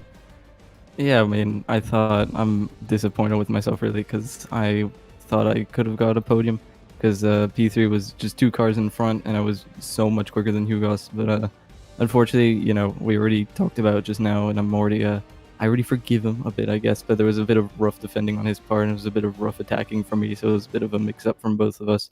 Luckily, none of us died, so I'm happy.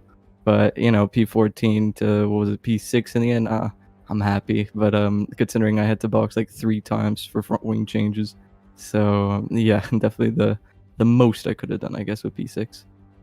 Yeah, I mean, it's one of those Baku races where, I mean, it was just complete chaos for a lot of it. We had a bunch of, well, I think we only had the one actual safety car. Oh, no, we had 2 safety cars, didn't we? And we also had 2 VSCs. For various crashes that happened around the track. But yeah, I mean, you got caught up in a couple of crashes there. I think Pretorius as well was another one that you sort of were involved in. But yeah, I mean, I guess that's the race that shows that you shouldn't give up at Baku, that you should hang out till the end, because good things can happen. Yeah, I mean, definitely look at Hugo's. He crashed out, what was it, lap 1 or something? And then, he finished P5, so that's also that. And also me boxing every single safety car I could, and change from always position 10, and always having to fight my way up, getting caught up in incidents, then going back, then going up, and then getting stuck, and then finishing P6. And it could have been more, but yeah, you're right about that. Yeah, I mean, I mean, Hugo, I guess if it was anyone else other than Hugo with the medium tires, it would have been a different proposition. But he's a wily customer. He's obviously a very good driver. So yeah, I mean, P6, and I guess, I mean, how much fun was it? Do you find those sort of races fun, or do you find them stressful? I mean, I had fun towards the end. You know, I knew going on the softs would be a bit tricky, and then the rain coming in, me thinking about Germany 2019, how I learned the fact that the softs are just easier to warm up under wet conditions. So I thought, might as well. And then I was so much faster than people around me. But it was getting a bit stressful when I couldn't get past Hugos, and I saw Danny catching up at an alarming rate because he had clear air and I was stuck behind Hugos. But yeah, I mean, I'm happy with where I finished. Considering I got close to Hugos, I'm happy, I guess. Yeah. I mean, you certainly competed and gave it a good shot there. It was really good. What we got next? Is it Canada? Yeah, it's Canada next, isn't it? Yeah. So how are you feeling? How are you feeling about that one? I'm looking forward to it. Canada is like one of my favorite tracks.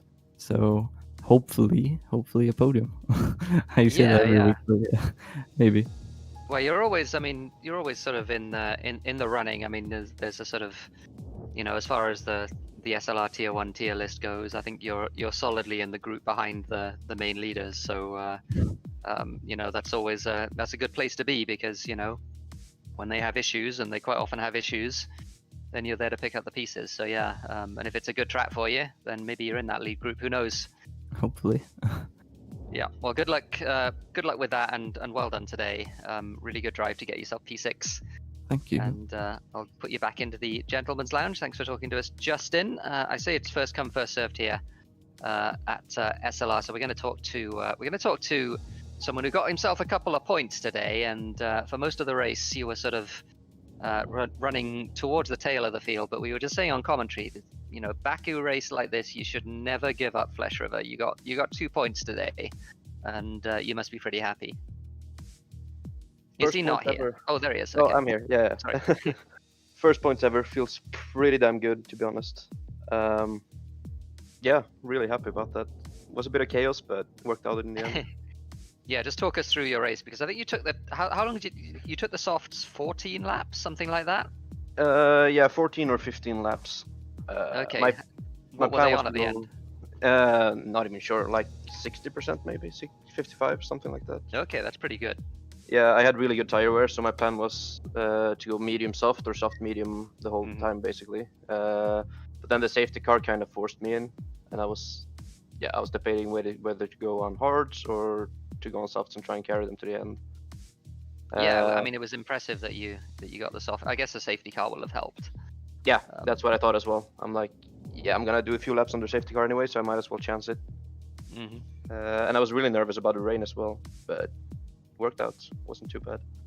Yeah, I mean, the soft. I don't know whether the old soft tires are the tires to be on in the rain, but certainly new soft tires are the very best tires you can be on in the damp conditions, because they don't overheat, and they are quite a bit faster than the mediums and the hards. So yeah, it's a good place to be. And we saw sort of further up the grid Justin fighting on the soft tires. He was fighting Hugo and desperately trying to get past Hugo because he was holding him up. So yeah, it's really good. Did you have any idea that it was going to rain?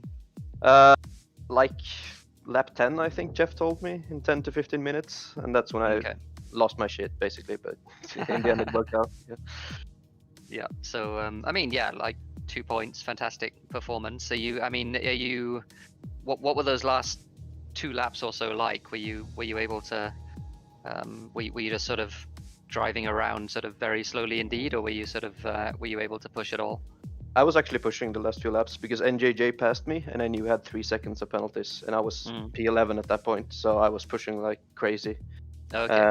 And actually was catching the cars ahead a little bit, but they were fighting, so I guess that's why. Fair enough. Well, fantastic drive. I mean, yeah, your first. Did you have any points in tier 3 before you came to tier 1? A few points, I guess. Not very many, but last season I did pretty well in tier 3. So. Okay, but cool. Yeah, really happy about the first points. In tier 1. First tier 1 points, and many more to come, I'm sure. How are you feeling about Canada? One of my most hated tracks, actually. So we'll see how that goes.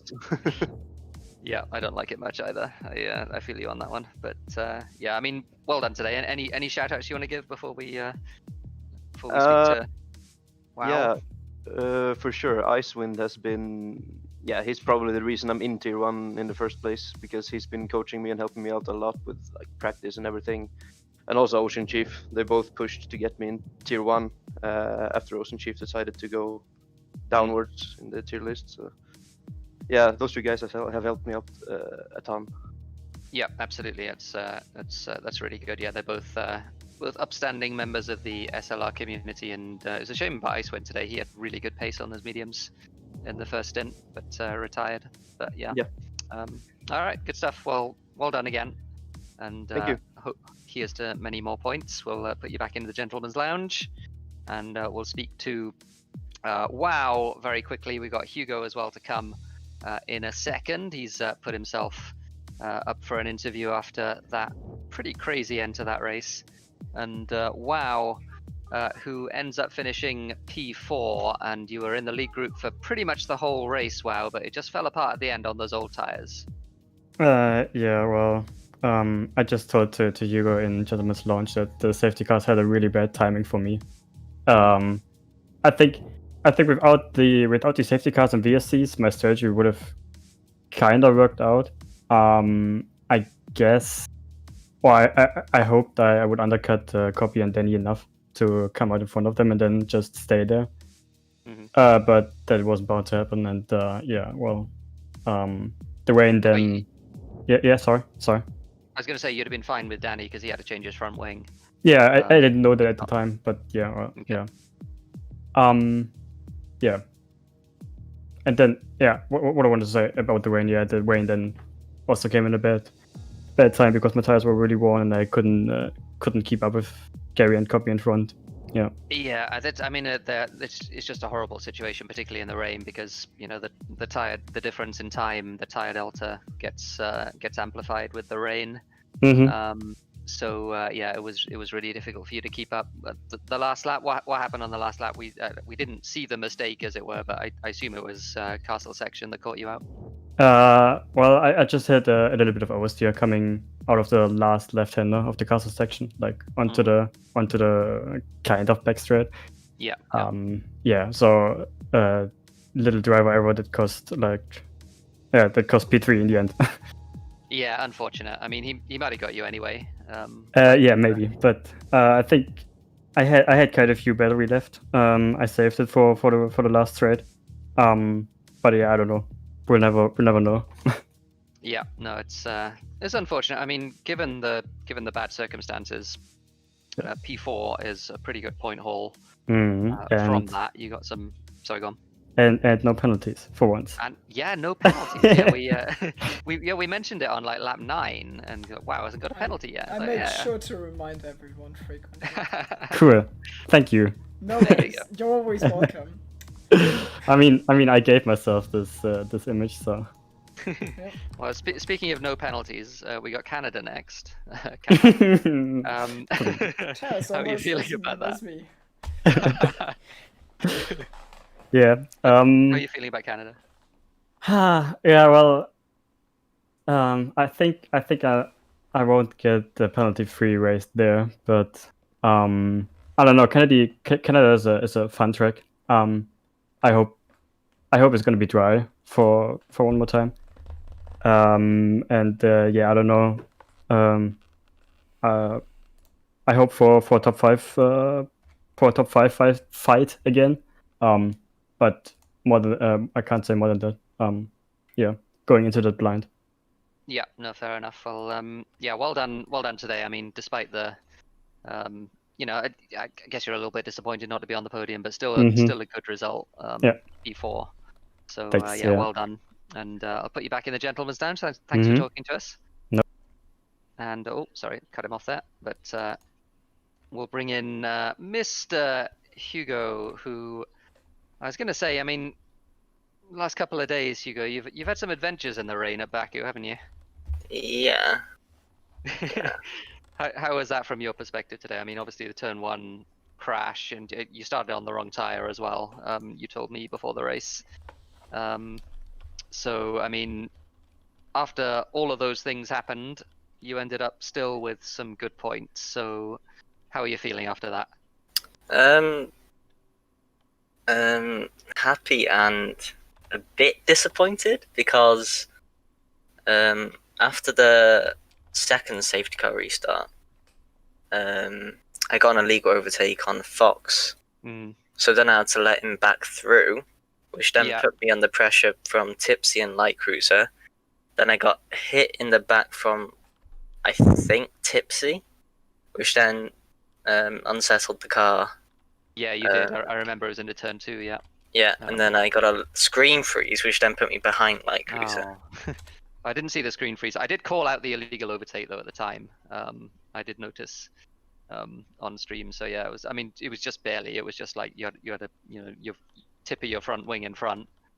But yeah, it's really unfortunate. So without them, I might have got podium, but I don't know.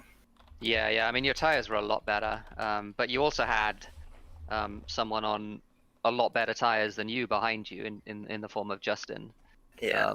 So like, I mean, yeah, just like that we heard from Justin about that battle. How was it from your perspective? You guys were playing rough out there.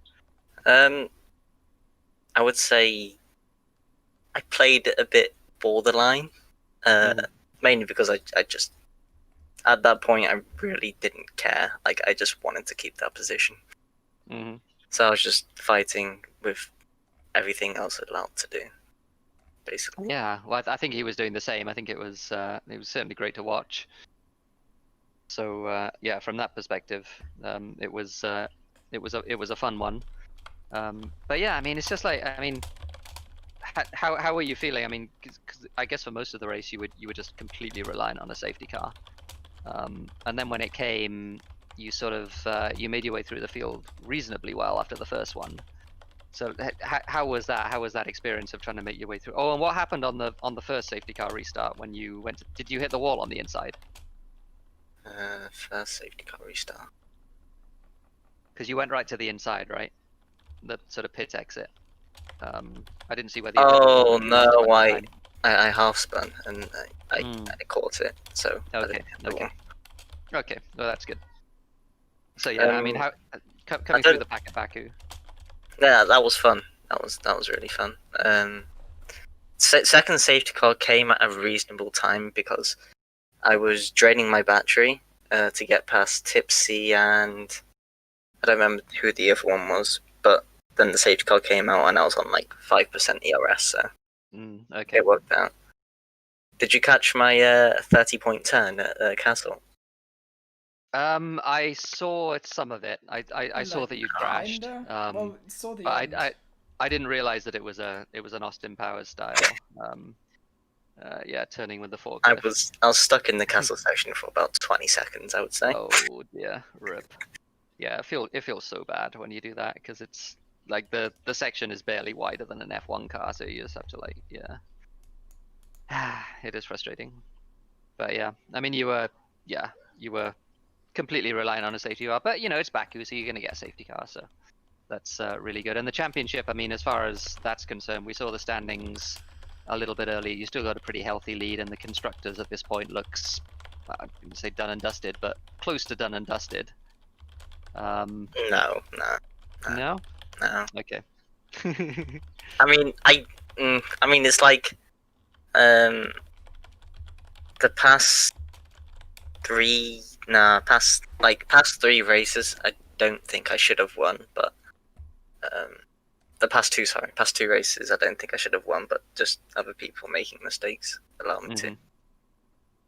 And yeah, then I shouldn't have got as many points as I did today. But a bit of fortune, and I got good points. So. Yeah, I mean that's the way it works. It's sometimes you get a freebie, and sometimes you are the freebie. So yeah, I mean Canada next. How's Canada for you? I have never had a good race at Canada. Okay, well that'll be fun. Well, you got France after that at least, and France I know is strong for you. Yeah, Canada is known as my unlucky track, I would say. I always get caught up in at least 2 incidents. It's easy to do that. That's ambitious. Yeah, I'm trying.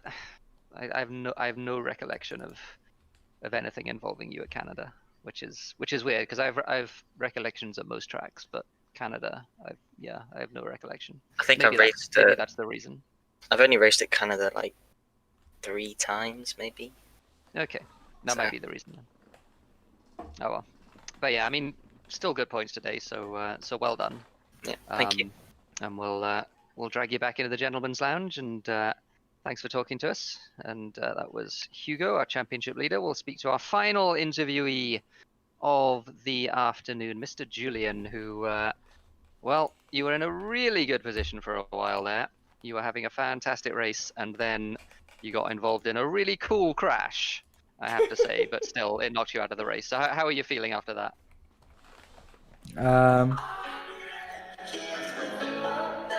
Basically like that. No, I won't play it. I don't want to get you guys copyrighted, but oh fuck, man. Yeah, I honestly don't know what to say. I've had bad luck for quite a long time, and literally every race I do, so I kind of got used to it. I was in a good position after the restart. I was literally nowhere on the first stint because like I only got up front because of the wet quali. If I'm honest, I had no business racing in the top 10 because I was just slow on the hards. I was going to say, I don't think that's true, because you were in your own sort of little bubble there in, like, was it 5th place or 6th place or something like that on hard tires. Yeah, so but everybody else behind had incidents, like Light Cruiser and yeah. Bob touched the wall, I think, because like they were on softs, and no way that they are slower than me on hards. Like, there's no way that they are on merit slower than me on those tires. So like, there's no other possibility than that they had damage. So, but I mean, I did good to stay there. It could have been much worse because I barely practiced. Like I did 2 laps and then I went on again, and then my pedals didn't work, so I went home to pick the same setup again. Like I have 2 sets. So yeah, I mean, it's not different. They're the same pedals, but it's just a little wake-up call. Like nothing is for sure when you are with this technical stuff in this time of life and whatever. Just this generation is all about the technical stuff, and it can fail. So I feel old. I'm only 16, but I'm like saying this crap already. Anyway, after that restart, for the apocalypse because his pedals failed in F1. It's yeah. We should go back to caveman society, because it feels bad when you But yeah, after that restart, I was on the mediums, same as Jensen, and I think did Gary pit on the reset after our crash, or? I don't think he did. No, I think he stayed out. I think he stayed out on the mediums. So we were all 3 on the mediums then, and we were pretty much in prime position to get a 1, 2, 3 with like fighting it out for that podium. So yeah, I mean, I was right behind Danny and Jensen when it happened. I have my own opinion. I won't really say about that because I did it in a server, but I don't want to cause shit about this on stream. But it's just really unfortunate just having nowhere to go, really. Getting your good run killed like that is it's just annoying. But like I said earlier, I've been taken out so many times. I got banned from an IndyCar league for going crazy over the voice chat after getting taken out. So I've learned from that. So yeah, I mean, I can be mad, but it's literally not gonna fix anything. So yeah. I mean, it's and it's it's one of those things you can do absolutely nothing about when a crash happens in front of you in a situation like that, and you're doing 300 kilometers an hour, and it's like, well, Exactly. That's the best thing that I've learned from sim racing in general in like a little while. So yeah, in a way, it did teach me something, but yeah, next week, Canada, I don't know what to expect. I've never driven it on this game yet, I believe. Maybe only 1 or 2 laps when the game came out, but I don't consider those laps, to be honest. But okay, we'll see. I'm gonna probably practice a little bit, not too much, because I got another IndyCar league coming up on Wednesday as well. So yeah. That's good. Was it the one you were in? Was that the one with the real IndyCar drivers, Oliver Askew? No. I'm still in that, but oh, you're still in that. that was the road course only league with. Well, I say road course only. It was 7 road courses, 1 oval, but I wasn't really competitive there anymore anyway, so I don't really mind. But yeah, I'm still in that IndyCar league with the real life drivers. Oliver Askew didn't show up, by the way, 1.5 weeks ago. Like, we had RC Innocent and Sebastian Stefeder in there. I don't know. You probably don't know them, but they aren't terrible. They aren't super good as well, but they aren't terrible. They're still real drivers, so it's pretty cool. Yeah, absolutely. I hit the wall once and had contact with someone else as well, and I still got P7 in that race with a really competitive field. So Nice. Okay. yeah, That's was it, and that was on an oval. You hit the wall on an oval and still got P7. yeah, that was on the ovals. Yeah. That's good going. That's very good going. Next race is Road America though, so we'll see. Oh, it's such a fun track. It I love is. Yeah. America. It's the track where I won my first ever league race in anything in a 10 driver grid. Okay. Yeah, you won a league race, Timo. I'm not sure. I'm not sure if I literally believe that. Assetto Corsa Competizione champion, but okay. It's okay, Julian. I don't believe that. That must be fake. I hate you. I beat Danny and Tara in that race, okay? And Tara only had a complete shocker.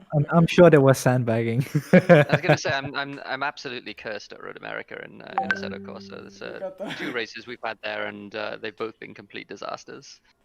Oof. Amazing. So yeah, lap 1 crashes. Oh well, but well, Anyways. I mean, Yep. yeah, as still, I mean, no points for you, Julian, but still, you had some fun, and you got involved in one of those crashes that are just like, you know, epic to watch. So you can watch that back, maybe. I don't know. I can be proud of what Absolutely. not really what I caused, but what I was involved in. Mom, You if this was provided real life, entertainment. if this was real life, I'd be dead, Mom. Watch it. You know what the funny thing of that is? Like, I literally go up to my mom and show her these crashes, and she's like not interested at all. So I show her the screen, and she's just looking on the other direction, and then yeah, okay. Oh, Aww. Aww. But just her reaction is really funny when she's like, "Shut up, man." That is mean. Okay. I think I mean, before we I don't. uncover an emotional abuse story here, I think it's time to shout out the race next week. It's not that bad. I'm used to it. I think we're crossing the line here. which I I'm better not become successful at sim racing at all in my life, because this is gonna just pop up somewhere on Twitter if I do. Yeah, this is going to be the old story that pops up when you're finally elected president of the Netherlands or something. President of the Netherlands? You mean the king of the Netherlands? Yeah, you're elected king of the Netherlands. Exactly what I was gonna say. How can you even elect a That king? was Is the that joke anyway, so there's loads of racing to come still. Tomorrow we've got 2 races at 2 Sarel, and next week. too easy, RL? Yeah, how's that going for you then? So good, man. I won the last race in my dreams. How did season 7 go for you then? How much did you win by? Was that last season or? It was last season. I don't remember. Well, some idiot certainly does. Anyways, we've got. I'm sure he remembers Brazil. I do as well. It was pretty funny. Anyways, tomorrow to Sorel. The day after, also to Sorel. But ACC, where I will definitely win just to just to get over the fact that Julian just insulted my driving capabilities, and I need to cope for that. Then, of course, we've got the usual race week, Canada next week, so it's gonna be exciting. Thanks for watching, if you're still here, which would be impressive. I don't think they are. I don't know, no but one's that's okay. It was fun, okay? Julian, your story about emotional abuse is safe with us because no one stuck around long enough, okay? So it's gonna stay Nah, it's all jokes, man. I love It's gonna my mom. stay a secret between us 3. Goodbye.